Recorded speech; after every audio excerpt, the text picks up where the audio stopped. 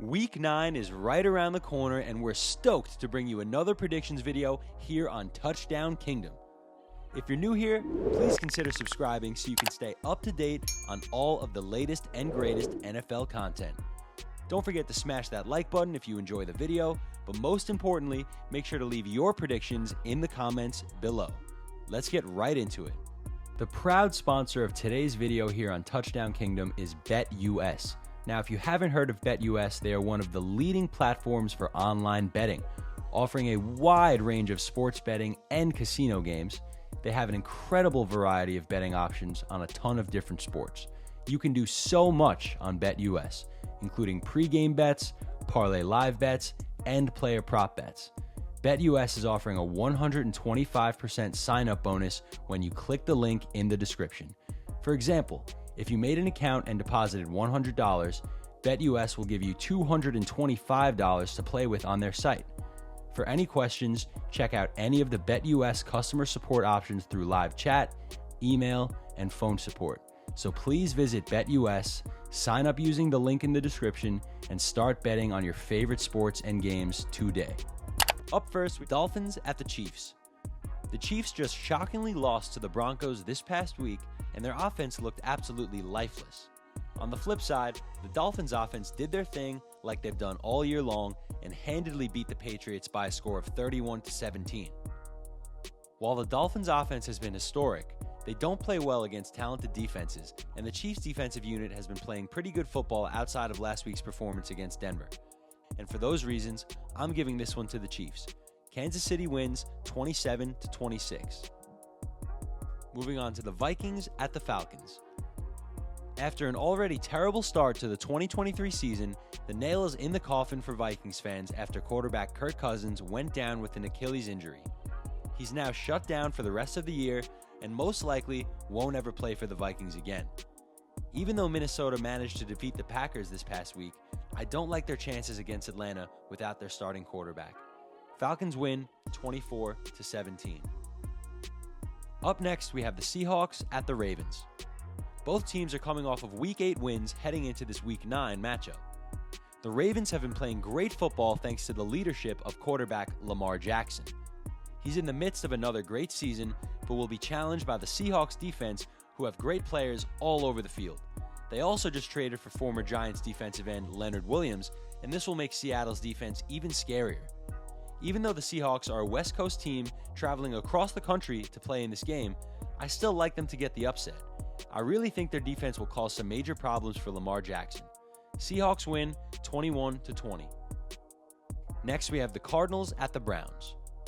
Although the Browns lost to Seattle this past weekend, they're still playing solid football across the board. They have a great O-line, a solid ground attack even without Nick Chubb, and one of the best defenses in the league. Although the Cardinals have hung in there throughout most games, they still have just one win on the year and are outmatched by the Browns on all phases. The Browns should definitely win at home. Cleveland wins 30-17. Moving on to the Rams at the Packers. The Rams were embarrassed by the Cowboys this past week. Although they showed life in the second half, their meltdown in the first half ultimately set them back way too far, and they couldn't come back. Lucky for the Rams, they have the Packers this week, who are also beaten badly. This is a battle between two very inconsistent teams, and it's hard to predict just who's going to show up on Sunday.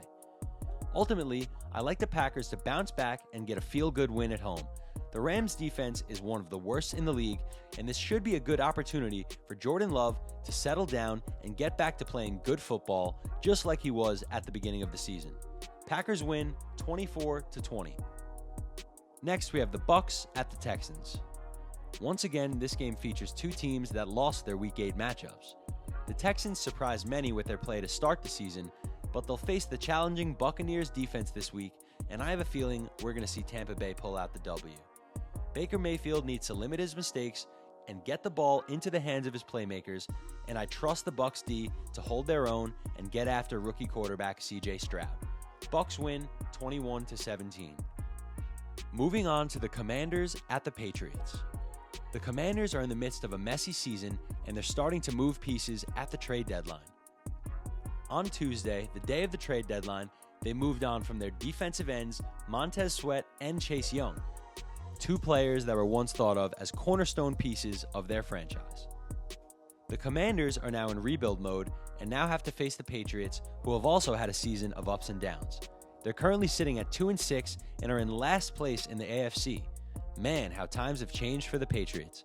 Either way, they're still a tough defense and not the easiest team to play at home, so I actually like the Pats to get a win this week against a struggling Washington team that just lost two of their better players. Pats win 17-14. Next up are the Bears at the Saints.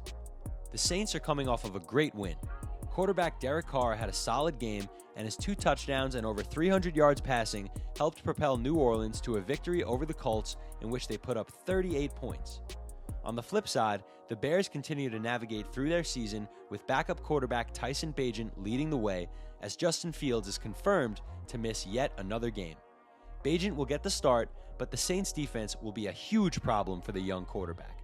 I like the Saints to score a touchdown on defense and win the game 28-14. Moving on to the Colts and the Panthers. The Panthers got their first win of the season this past week when they upset the Houston Texans 15-13. They're now sitting at 1-6 on the year and are now faced with an angry Colts team that got badly beaten by the Saints last week. Although Carolina is feeling good coming off of a W, I like the Colts to get a bounce-back win on the road. The Panthers still don't match up well with the vast majority of teams around the league. Colts win 23-17. Next, we have the Giants at the Raiders.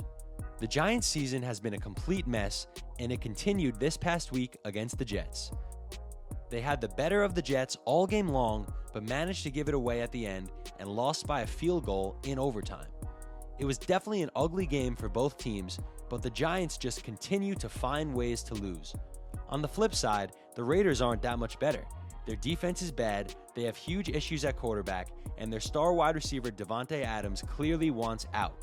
This will be a very ugly, sloppy game, but the Raiders have more talent than the Giants. Simple as that. I'm going to give the Raiders the win, 21-13. Up next, we have the Cowboys at the Eagles. This should be a fun game to watch. The Cowboys just decimated the Rams and are now 5-2, while the Eagles, outside of the Jets game, are still the Eagles.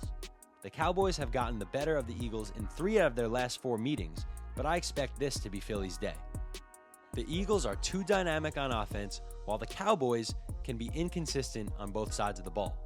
The Cowboys are still a very good football team, but they're just not as good as the Eagles.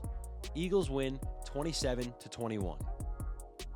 Moving on to another exciting matchup, this time between the Bills and the Bengals. The Bengals had a great win last week, and Joe Burrow looked healthy and played extremely well. Josh Allen and the Bills also had a win Thursday night against the Bucs. The Bills are well rested after this mini bye week, but the Bengals seem to have found their stride. A win at home against Buffalo would do great things for their season, and they know it. Bengals win in a tight one, 31-28. And finally, the last matchup of Week 9 will be a Monday night battle between the Chargers and the Jets. The Jets are coming off of an atrociously ugly win over the Giants, but a win is a win, and New York is feeling good heading into this Week 9 matchup. The Chargers also got a win last week and put up 30 points against Chicago. While Justin Herbert is always good for a performance like that, the Jets' defense continues to prove that they're one of the best in the league, and they'll definitely make things challenging for Herbert and the Chargers' offense. But it's the Jet offense that really needs to show up this week. Their inability to score points has held them back from truly dominating teams. If Zach Wilson can find the end zone a few times against this weak Chargers defense, I like the Jets to get another win. Jets win in a tight one, 23-20. Alright guys, that wraps up another video here on Touchdown Kingdom. We really hope you enjoyed. As always, please consider subscribing so you stay up to date on all of the latest and greatest NFL content. Please smash that like button if you enjoyed the video, and most importantly, don't forget to leave your thoughts in the comments below. Thank you so much for watching, and we'll see you in the next video. Peace.